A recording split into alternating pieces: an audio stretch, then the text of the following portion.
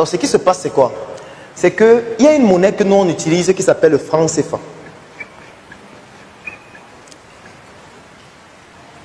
Cette monnaie a été créée au départ par des Français. C'était adossé sur une monnaie française qui s'appelait le franc français. Sauf qu'après, la France est entrée dans l'Union européenne avec une banque qui s'appelle la BCE, la Banque centrale européenne, qui a une monnaie commune qui s'appelle l'euro. C'est la raison pour laquelle c'est désormais adossé sur l'euro. Alors, il y a beaucoup de principes de franc CFA, mais je ne vais pas entrer dans les détails des principes comme la fixité de parité. Je vais juste prendre un seul principe. Alors, ce qui se passe, c'est quoi? C'est que, étant donné que ce sont les Français qui sont garants de notre monnaie, c'est eux qui garantissent la stabilité de notre monnaie, la libre convertibilité. Quand vous entendez, on dit 1 euro est égal à 656, machin, c'est ça qu'on appelle la fixité de parité. C'est eux qui garantissent ça. Donc, ils garantissent que si tu as 1 euro, on peut changer ça en 656 francs CFA. Nous, on est garant de ça. Et la contrepartie que nous, on leur donne, c'est que tout ce que nous, on exporte, ils ont 50%.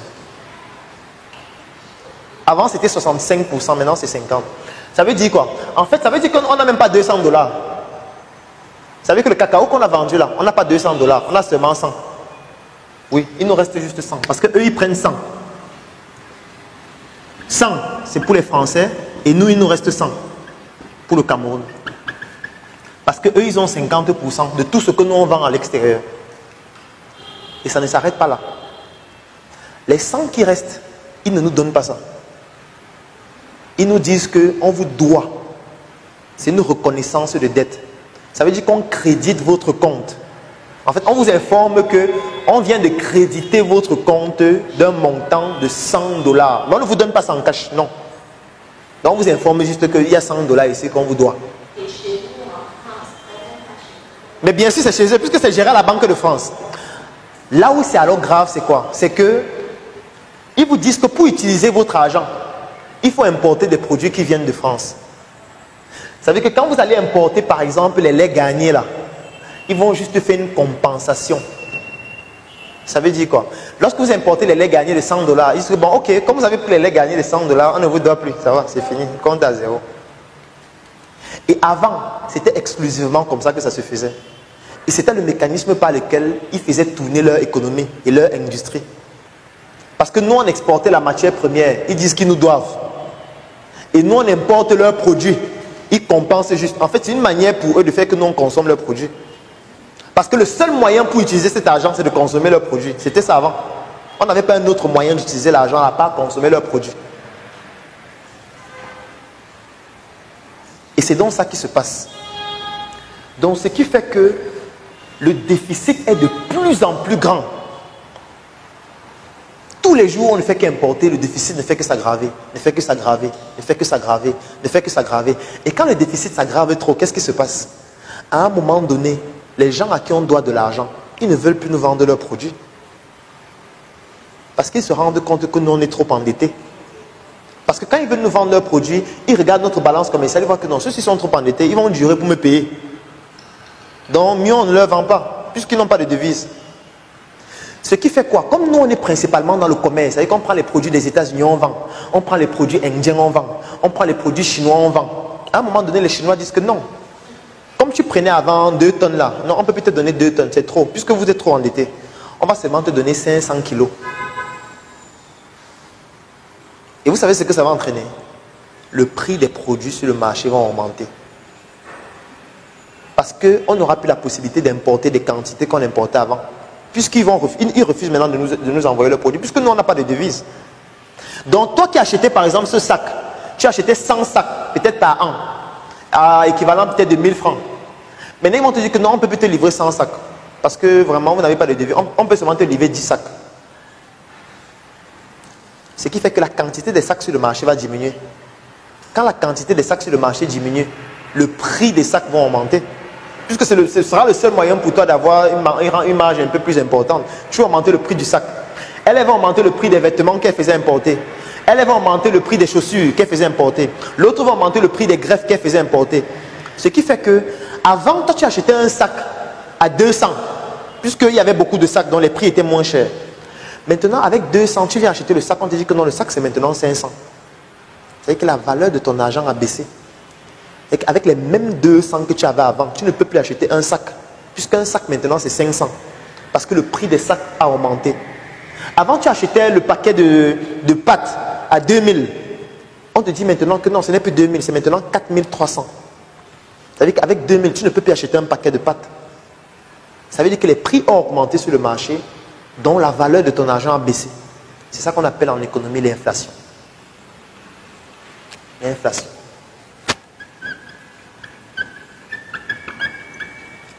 C'est ça qui explique le fait que quand tu as ton argent en banque, la valeur diminue chaque année. Parce que chaque année, en fait, on calcule le taux d'inflation dans un pays. Ça veut dire au Cameroun, on peut peut-être évaluer en 2018, on dit que le taux d'inflation était de 10%. Ça veut dire que si dans ton compte bancaire, tu avais 1 million en 2018, à la fin de l'année 2018, lorsqu'on va arriver en 2019, lorsqu'on applique le taux d'inflation, la valeur de ton argent sera maintenant de 900 000.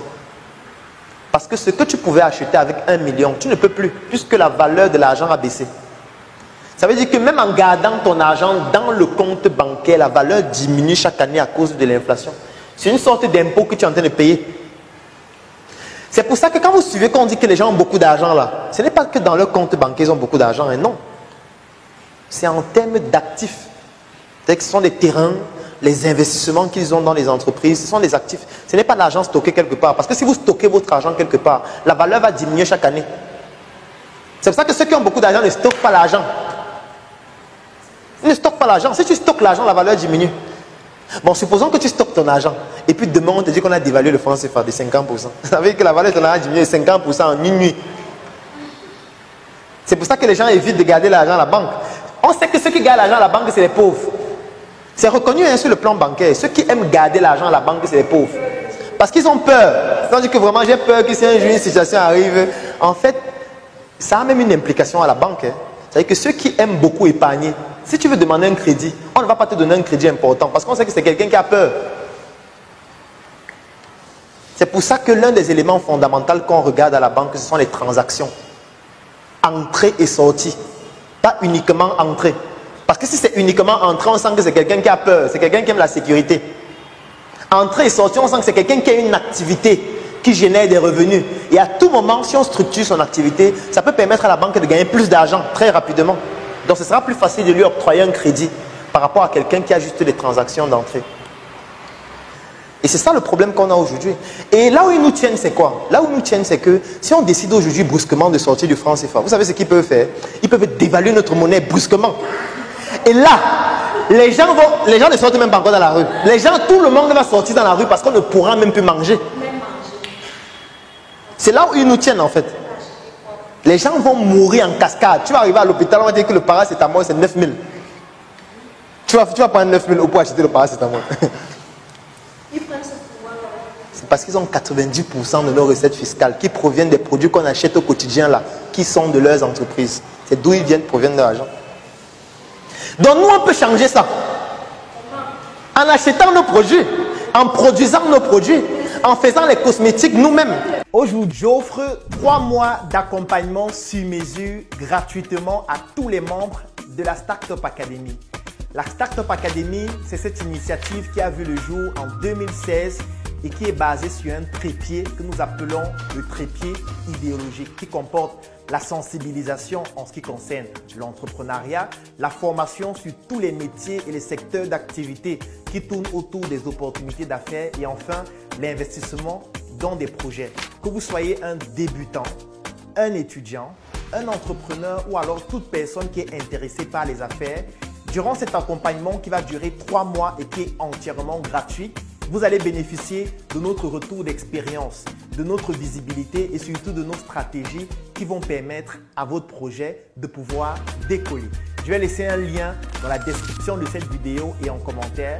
Vous cliquez dessus, vous remplissez le formulaire pour pouvoir bénéficier en exclusivité de cet accompagnement gratuit sur mesure par rapport à votre activité qui va durer 3 mois. Rendez-vous à la Startup Academy.